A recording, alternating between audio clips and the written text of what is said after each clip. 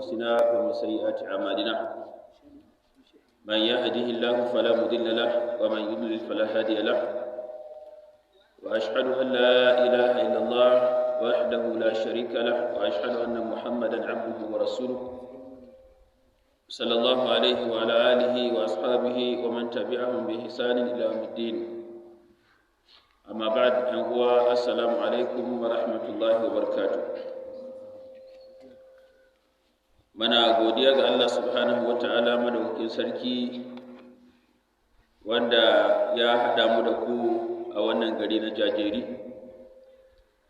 yau 9 ga watan Shawwal shekara ta 1444 hijirar manzon Allah sallallahu alaihi wasallam daga garin Makka zuwa Madina wanda ya daidai da 29 haka ne ko 29 ga watan 4 shekarar miladiya 2023 wanda dalilin haɗuwanmu da ku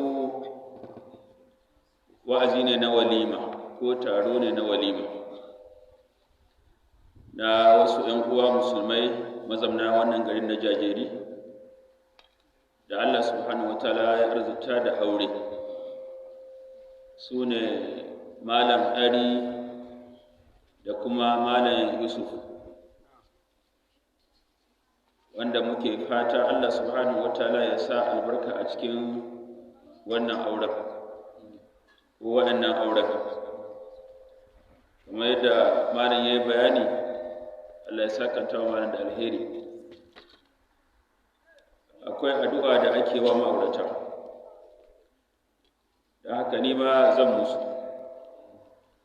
Barakallahu lakum wa baraka alaikum wa jama'a bainakum fi khair. Allah subhanahu wa ta'ala ya sa albarka a cikin wannan auren, Allah ya hada hankalinsu, Allah ya arzuta su da 'ya'ya na gari, Allah subhanahu wa ta'ala ya sa mazansu ne, ya sa matansu ne har gidan aljanna. Malam ya muna tunatarwa a game da al'amarin aure. Malam Bahaushe ce lokacin abu a yi shi, wayan ana zahi sai ya zo ya kunna wuta ya sa gaba yana ji. Ana sanyi sai ya je samu ruwan sanyi ko ran kamar da ce zamanin abu a yi shi. To wannan akwai hauka a ciki ko? Ba ita muka yi ba mu. Allah subhanahu wataala ya saka mu Allah alheri. To ni zan taɓo wani maudu'i mai muhimmanci a rayuwarmu na musulmai wanda musulunci tun da farkon daular musulunci ya sa wannan abin gaba.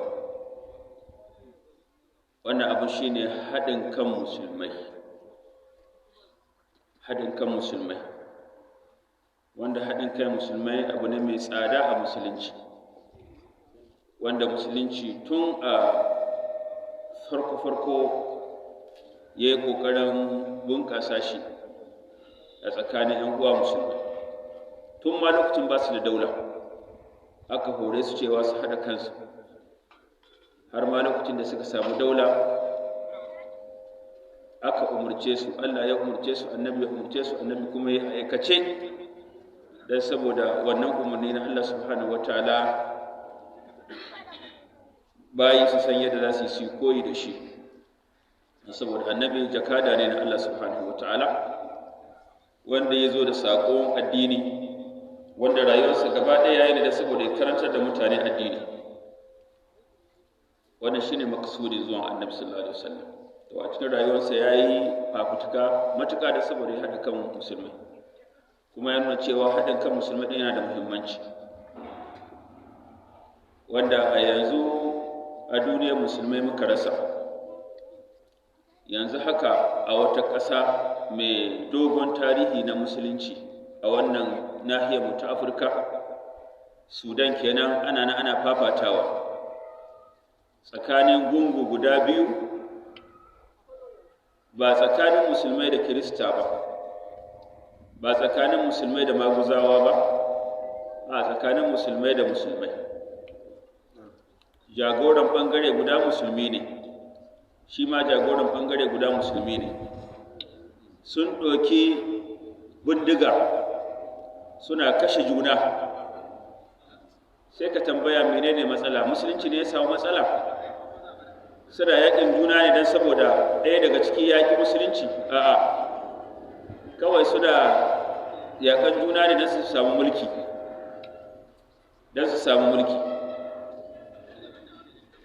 suna tsammani kuma idan suka samu mulkin ba musulunci zai barkata musu komai, kuma ba haka bane.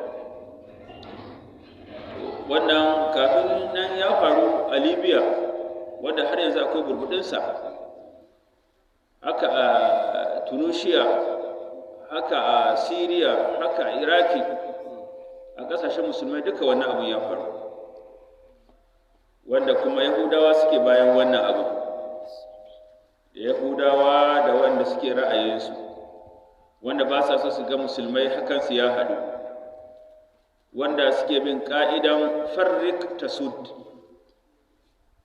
divize pour mieux régner ko haka suke cewa, ƙa'ida ce suka ɗauka sai sun raba kan kowa don saboda su mulki kowa. To kuma babu abin da yake musu barazana kamar musulunci, ba wata ma'ana tafiya wanda take barazana ga duniyan kafirai kamar musulunci, don saboda shi ne bai yarda ba a jagorance shi, sai dai ya jagoranta. Duk inda suka shiga sun ci nasara, amma in sun zo garin musulmai ko da sun ci nasara daga baya su gani cewa faduwa suka yi. Shi ne yasa suke rarraba kan mutane. Manzo Allah ya ce musulmai guda biyu suka yi fito na fito da makami. Manzo Allah ya ce al-qatil wal maqtul fi nar. Da wanda aka kashe da wanda ya kashe duka wuta za su ta yi. Manzo Allah sallallahu alaihi wasallam. Abinda ake fama ake a Sudan yanzu. Amma abinda aka tabbatar a alƙalma na kafofin labarun kudancin mana ina nufin yammacin duniya ko wanda suke tafiya su guda, an ce kusan mutum 500 aka kashe, ya fi haka. To wa'annan duka fa in ba wanda ba su ji suka gani ba, in dai hutuwa ne suke da makami suka nemi su kashe aka kashe su, wuta za su. To me ya riban da musulunci ya samu a wannan yakin? Lokacin da tarzoma ya tashi na tafiyar da Umar al-Bashir, ina tunawa mutane akwai masu goye bayan wannan, na ce wannan ba abin goye baya ba ne, kuma wannan ita ce sunna ta karantar da mu.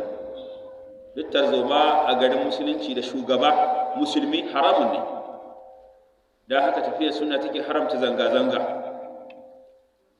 ‘Yan sunan suka yi zanga-zanga don saboda an ƙara musu farashin biredi. Akwai wani abu a ƙasa dama, akwai wani abu a ƙasa ba wannan ba, amma abin da ya faru shine an ƙara kuɗin biredi. Suka suka yi zanga-zanga har ya kai aka ture shugaba mai ci shine Umar al-Bashir. Suna tsammani idan ya tafi burodi zai yi sauki, abu zai yi sauki. Yana tafiya ko burodin sai ya lillinka kamar da aka yi a Libya, kamar da aka yi duk ƙasashe inda aka yi tarzoma, to sai a gani abin da zai biyo baya na sharri ya fi abin da ake ciki. Sudan yanzu an rusa ta, ko da an tsaye da yaƙi Sudan ita an gama da ita, Allah ya kiyaye.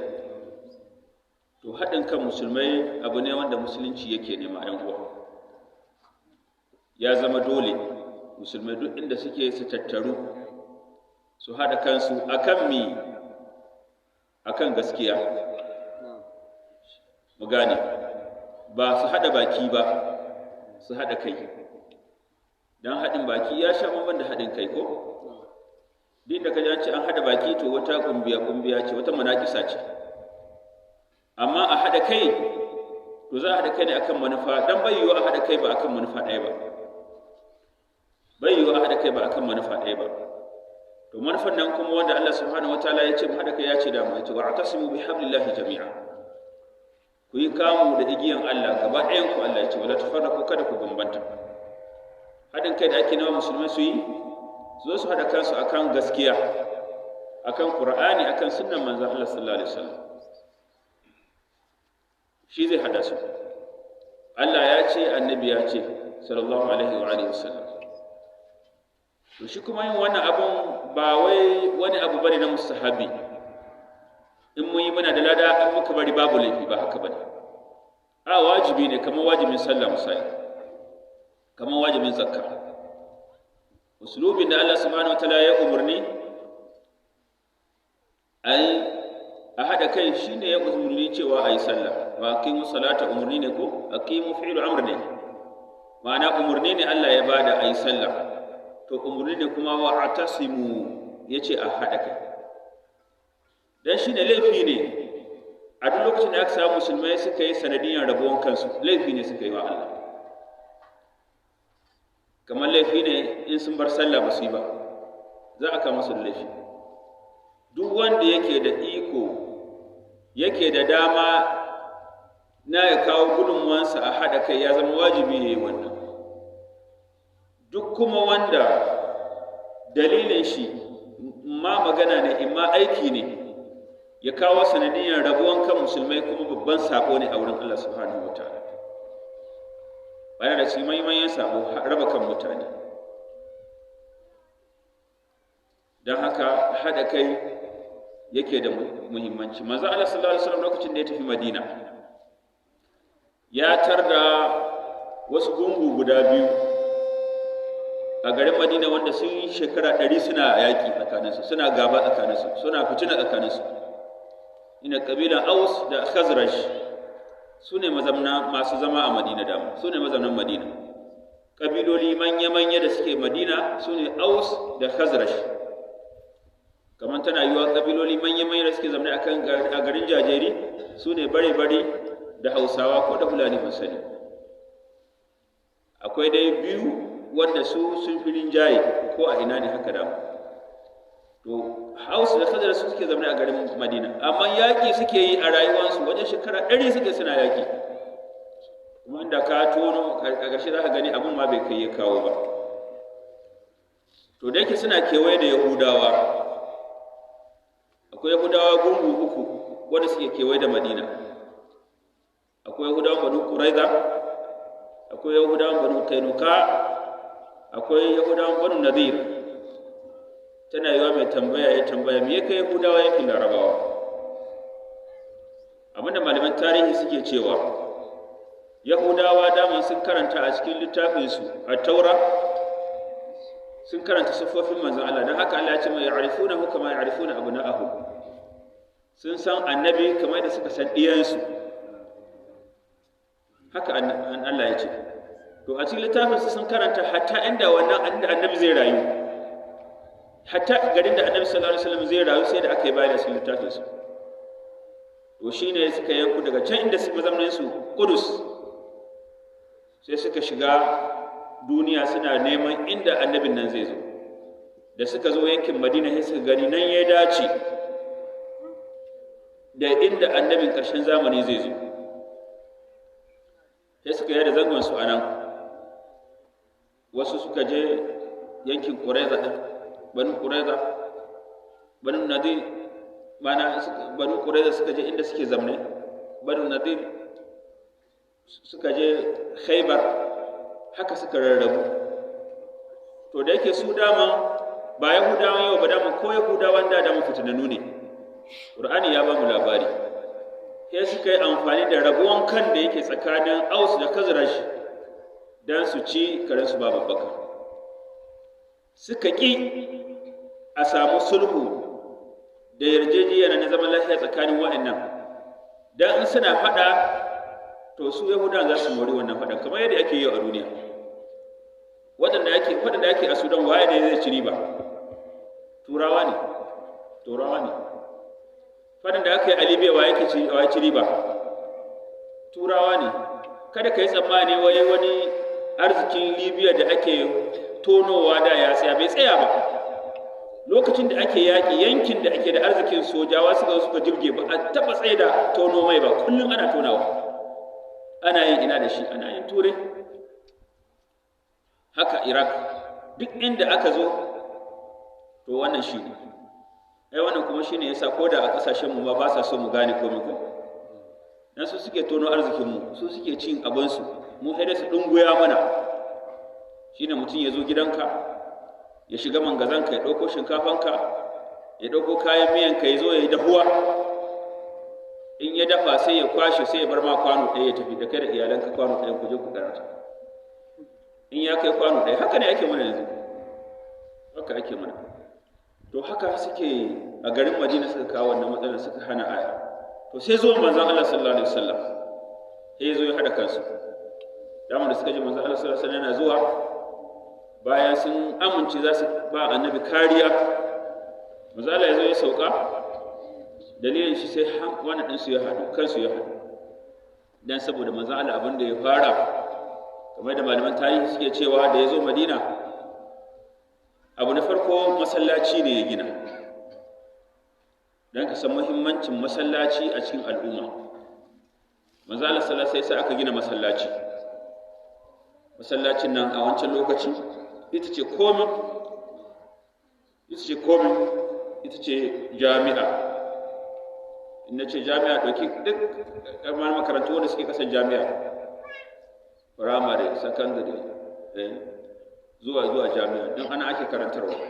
Nan kuma makaranta ne na horon soji, don ana ake karantar da mutane wani ɗin yaƙi. A nan masallaci waɗanda ba su da malaba nan suke kwana, ya zama to wajen sabke baki ko wajen mana taimakon waɗanda ba su da ƙarfi. Haka dai abu na biyu da ya suka ce shine al'ukhuwa ko al'ikha, hada yan uwantaka tsakanin musulmai wanda suke zama a garin Madina, musulmai. Sai a ɗauko wanda ya zo daga Makka, sai a ɗauko wanda yake Madina, kaiwa ne na Makka da kaiwa ne na Madina, to daga yau ku ƴan uwa ne, kaman a ciki ɗaya kuka fito. In wannan ɗan Makka ya mutu, ɗan Madina za ka ci gadonsa. In ɗan Madina ya mutu, ɗan Makka za ka ci gadonsa. Haka manzo Allah ya haɗa gaba ɗaya muhajiru aka haɗa su da ansar. Shi ne ake ce mai ikha, ɗan uwantaka. Dan saboda samu haɗin kai, dan in ba haɗin kai a tafiya to tarwatsewa za a yi, ba za a ci nasarar da wannan tafiyar ba. Wasu a suna iya zuwa su muku ɗauki ɗaiɗai, su raba kanku, in ƙarfinku ya ƙare sai su muku ruburu. Wannan shi ne ke faruwa. In ka ji abin da yake ka karanta yanzu a Sudan, abun bakin ciki, ɓangaren nan guda biyu, duniyan kafirai, ɗaya tana goya ma wannan, ɗaya tana goya ma wannan. Yanzu ne magana da mufatish, wai shi mai mulkin yana samun taimakon Amerika ne, Amerika ta kama masa, he yayi. Su kuma wancan ɓangare guda, su kuma Rasha da China suke kama musu. To kai yaƙin nan yaushe zai ƙare? Yaushe kake tsammani yaƙin nan zai ƙare? Ɓangare guda Rasha da China sun kama, ɓangare kuma Amerika har da Yahudawa har da Isra'ila su ma sun kama. Me gurinsu a kama a keta, ba su za su zo su sauka su keta ba, a kuɗin za ku keta abinku. Dan uwanka wanda kuke uwa guda uba guda, sai a zo a shiga tsakaninku a ce kai kama ku keta. Su suna can suna muku dariya, jira suke in kuka keta su kuma su zo su da sako.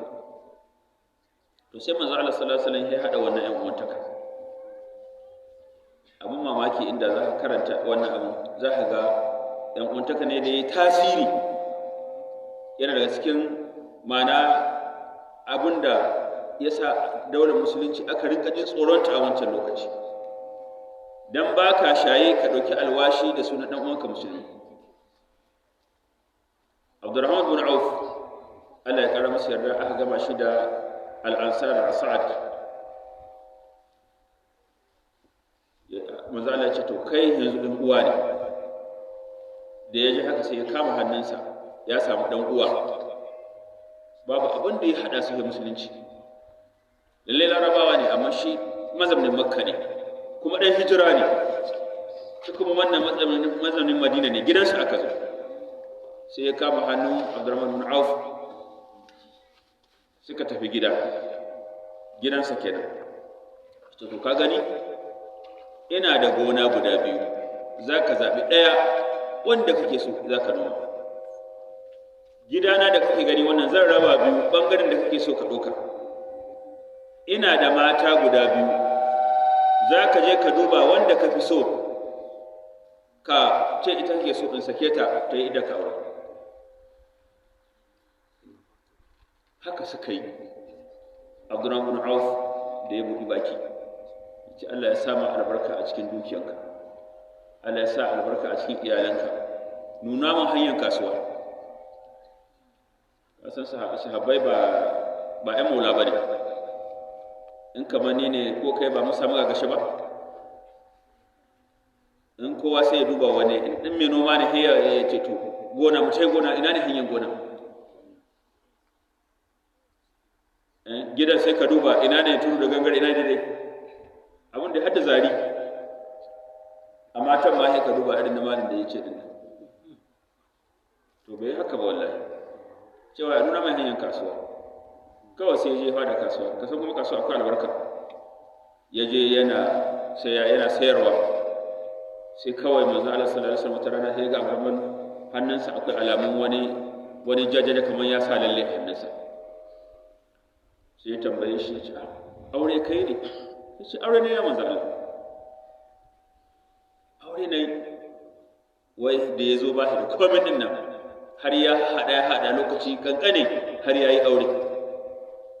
Sai manzo Allah ya ce to awli walau bi shati, tunda ka yi aure a Barman, to ka je ka yi walima, ko da ɗan akuya ne ka yanka mutane su ci. Abin da ya kawo nan ko ya ce ka je ka yi walima. Kenan walima yana da asali. Kara ce a kuma bid'a ne, ba bid'a bane. Annabi ne ya ce ai shi ma ya yi aure yana walima shi. To wannan kenan sai aka samu haɗin kai. Ayoyi suka sauka, innamal mu'minuna ikhwa, ai mu'mine ƴan uwa ne. In ma suna tirkici, Allah ya ce ku zo ku shiga ku yi ruwa ku yi tsaki ku sasanta tsakaninsu. Dan rikicin da ake a Sudan yanzu, mana da ƙasashe musulmai ne wanda kuma sun yarda ƙasar musulma ce, kamar su Saudiya da sauransu.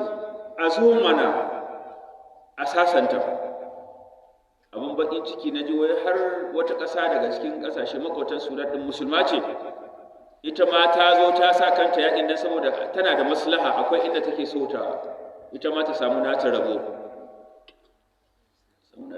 Ba haka ya kamata a yi. Idan musulmai suna faɗa, musulmi biyu suna jayayya, to musulmai za su shiga su ruwa da tsaki su sasanta su danne su. In ma wata ta yi mana ta ce ba za a sasanta ba, to sai a taru a yaƙe ta.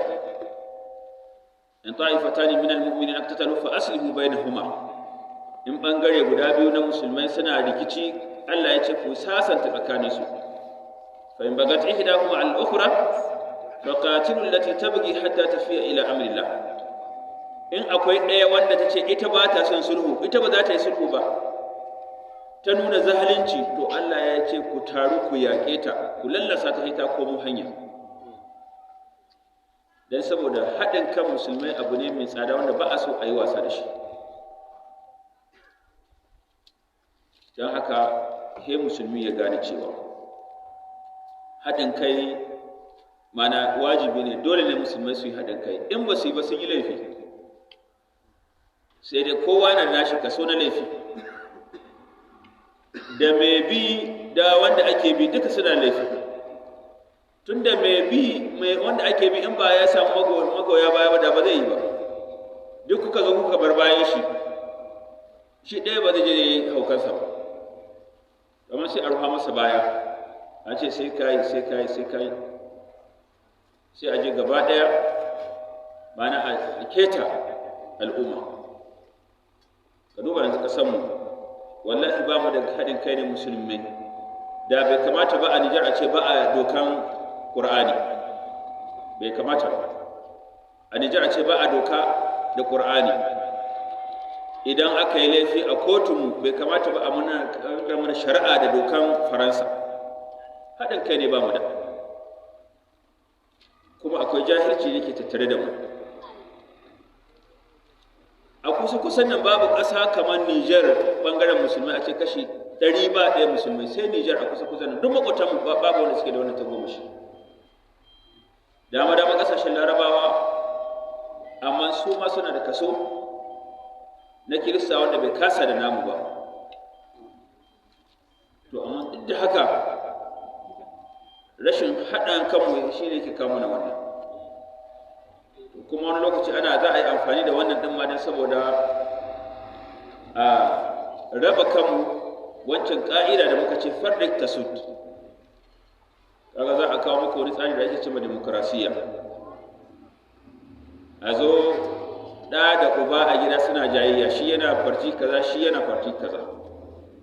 Da miji da mata an saba, shi yana farti kaza, shi yana farti kaza. Haka a yi ta cece ku ce, a yi ta jan wannan duk da gangan ne aka kawo.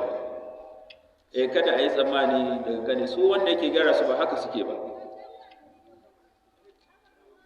A yanzu baka isa ba a Nijar ka fito ka ce kai sunanka Muhammad, sunanka Ibrahim, sunanka kaza, za ka aji takara da sunan musulunci ka kirayi musulmai su zabe ka, baka isa ba. Amma a ƙasar Turawa ba matsala ba ne. Kana iya cewa kai dan mana addini kaza shine addininka, kuma a kan shi zaka.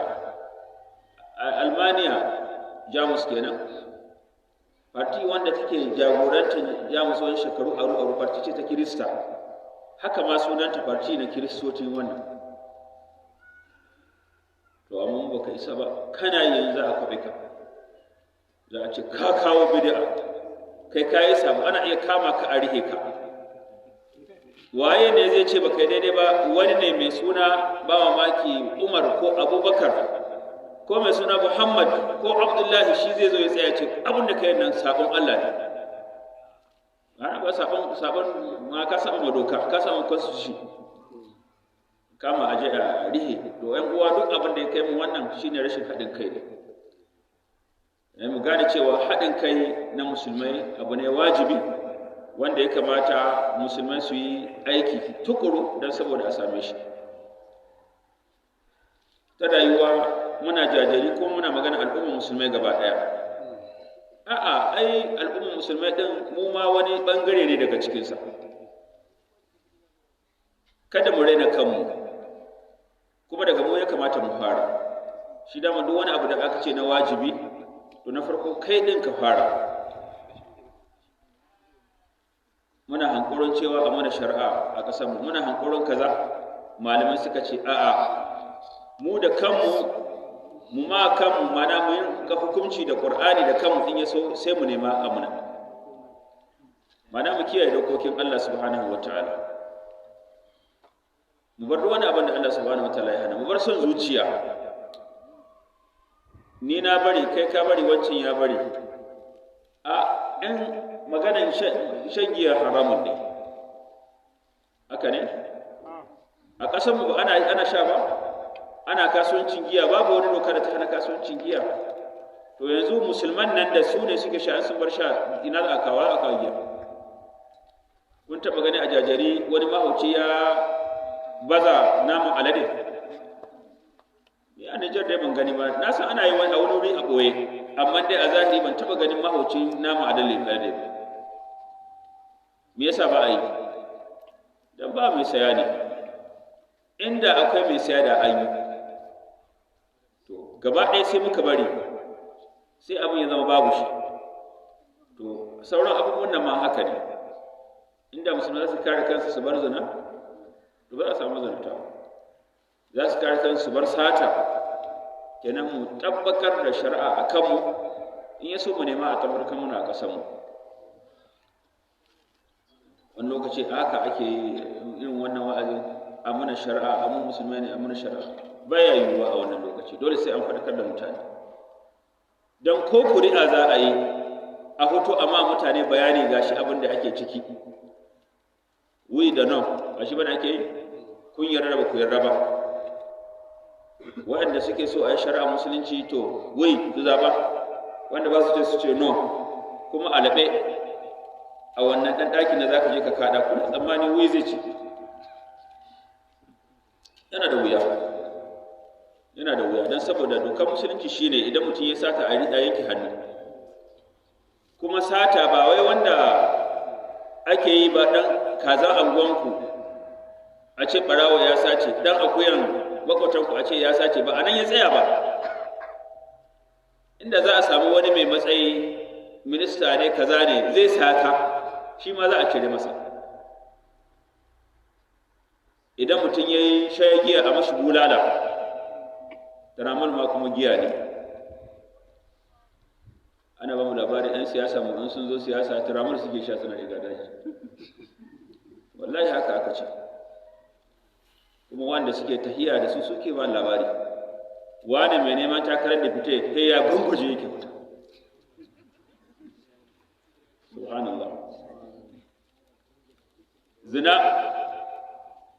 a ce zina idan mutum yana da aure kashe shi za a yi. Malam ya yi bayani cewa manya-manyan nan har gida gare su na zina ko?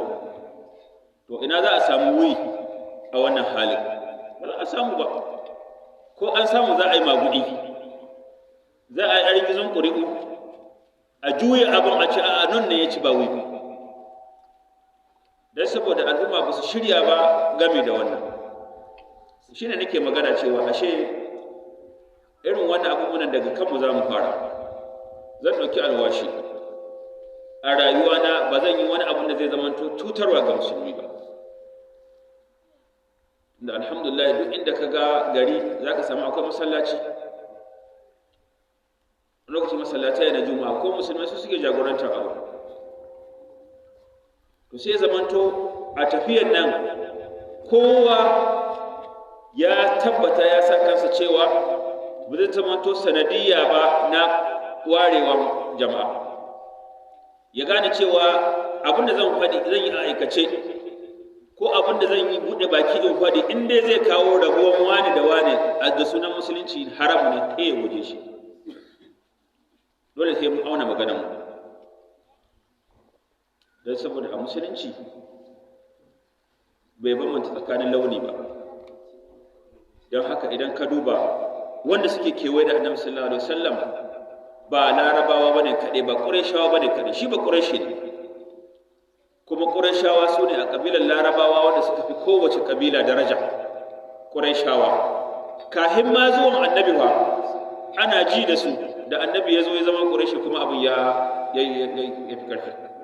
To duk da haka manzon Allah ya nuna cewa babu bambanci tsakanin balarabe da wanda ba balarabe ba, balle ma kuma tsakanin larabawa tsakanin su ƙurashawa ko ba ƙurashawa. Sai ka samu fadawa annabi sallallahu alaihi wasallam akwai kowane jinsi. Ministan sadarwa annabi sallallahu alaihi wasallam bakin mutum ne.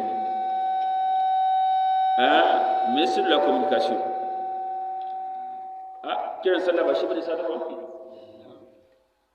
Wanda ake kiran sallah lokacin sallah yayi, wanda yake sanarwa in wani abu ya faru, sai manzo Allah ya ce ya Bilal adhin fi nas, tashi kai sanarwa a cikin mutane za a yi kaza za a yi kaza. Baki ne ba fari bane kuma a cikin fararen mutane. Ka duba baki a cikin farare, yadda farare suke da irin wannan kyaman abu baki din nan. To amma musulunci ya tilasta masa su kai yarda shi, in ya kira dole su zo. In manzo Allah ya ce tashi ka kira su zo, in ya kira ba wanda zai ce kai bakin nan, dole kowa zai fito.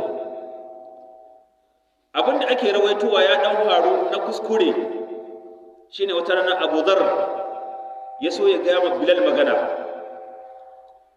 ya soke shi ta bangaren launin sa, ya ce ya ibn Sauda, ya dan baka. Manzo Allah da ya ji wannan ya ce kai anta Abu Dharr anta umrun fika jahiliya, kai mutum ne har yanzu akwai jahiliya a tattare da kai, har yanzu akwai saura. Yana haɗin wannan kuma rike sahabban manzo Allah sallallahu alaihi wasallam a matsayin su na ƴan adam suna kuskure. Da ya fahimci ya kuskure yayi nadama, ya zo gindin Bilal ya kwanta, ya ce Bilal ɗauki kafanka ka ɗora a fuska da anan dan in san ni ba kowa bane. Bilal zai yi? Ba zai yi ba. Ce fuskan da ta ma Allah su ji da an ɗauka an taka. Da dai wani kafiri ne wannan zan daddake. kamar yadda ya ma Abu Jahal a yakin Badar, ya zo ya zama akan Abu Jahal a fagen daga an buge Abu Jahal, ce a ba zan yi haka ba, ba zan yi ko Abu Jahal ne ko ɗaya daga cikin masu gidansa ne ko. To wannan kenan. A cikin fadawa annabi akwai Salman Farisi, shi ba balarabe ba ne, shi dan Iran ne, yana nufi shi dan Farisa ne, Iran din ma babu a lokacin, yana cikin manyan fadawan annabi. Mutane sai ya ga suna alfahari, kasan mutane har yanzu akwai alfahari cewa mu garinmu ne, mu kabilanmu ne, mu kaza ne. Ya ce abul islam, ya ce ni babana shine musulunci, abul islam la abali siwahu, ya ce ni ubana musulunci ne, bani da wani baba banda musulunci. Idza iftakharu bi ausin aw tamim ko da abu kamar in dai suka alfahari su cewa su ne kaza su ne, ya ce ni babana musulunci ne, bani da uba ya musulunci. Yana cikin fadawan annabi. Annabi sai ya faɗi bagara, ya ce Salman minna ahlul bait, ya ce Salman yana daga cikin mu ahlul bait. Annabi yake faɗi, ce Salman dan gidan annabta ne. Suhaibur Rumi wasu ce dan mana Rom ne, shi ma yana da cikin fadawan manzon Allah, manyan fadawa. Dan me? Dan saboda musulunci ne ya hada. Kuma ka'ida a musulunci shine inna akramakum inda Allah ataqakum, wanda yafi kowa a cikin ku shine wanda yafi ku tsoron Allah.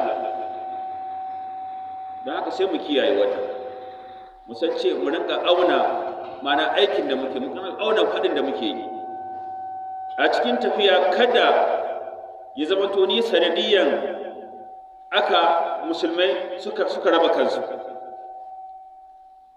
In na zama to sanadiya sai na tsaya na bada amsa gaban Allah subhanahu wataala, dan me kai sanadiyan rabuwar waɗannan mutanen nan biyu musulmai ne, kai sanadiyan gaba tsakanin su, sai ka bada amsa. Dan shi ne aka sa gulma min akbar kaba'ir, ko kuma min kaba'ir. Gulma shine ka rinka ɗaukar maganar wani ka rinka kaiwa wani da saboda kare tsakanin su, annamimanci kenan. Don haka wannan ya kamata kowane musulmi ya san wannan, kuma mai addu'a cewa Allah subhanahu wataala ya haɗa kan musulmai a ko'ina, ya haɗa kan musulmai akan gaskiya. Yaƙin da ake yi a wurare daban-daban, Sudan ana nan ana yi, inda ma ba a yaƙi ana tashin hankali kamar su Tunisia, ba yaƙi ake ba amma wani hayaniya ake ciki wanda ba a san ba ina aka dosa. Libya daman kun sani, ana nan yanzu dai kawai sai abin da Allah subhanahu wataala yi. Muna roƙon Allah subhanahu wataala ya kawo kwanciyar hankali, ya haɗa kan musulmai akan gaskiya. Allah subhanahu wataala ya kare musulmai daga mana makiya. Na yi bani ban faɗi abubuwan da yana kusan harkar Boko Haram, suke ba su a kama sunansu ko? Haka ne, ai shi ma akwai wannan abin a ciki. Musulmai ne suke yaƙa wa musulmai ne a garin musulmai, da su ɗan musulmai suke yaƙa musulmai. Lallai da farko an sun tashi babu wani a bayansu, to yanzu akwai abu a bayansu. Ƙasashen nan da na yi bayani ne suna bayansu, don ba za su yarda ba wannan abin ya ƙare, ba za su yarda ba, don in ya ƙare sun rasa wani abin da suke yi. Ya gani an je an kama su da makamai da aka kera a Faransa misali, da aka kama shi bindigar shi kira Faransa ce, ga shekarar da aka yi ta, ga har hanyar da ta zo ana yin gaba. Shi kuma ka'ida na bindiga in dai aka gaishe a hannun mutum to an san ta ina biye zo. To wannan shi ne wani lokacin to daman wa'azi ne na walima, shi ba wani wa'azi bane, daman wani dan nasiha ne. Abinda na faɗa ya dai da Allah subhanahu wataala ya ba Allah ne ku gaba daya, abinda na kuskure Allah ya gafarta mu, Allah ya gafarta mana zunubanmu.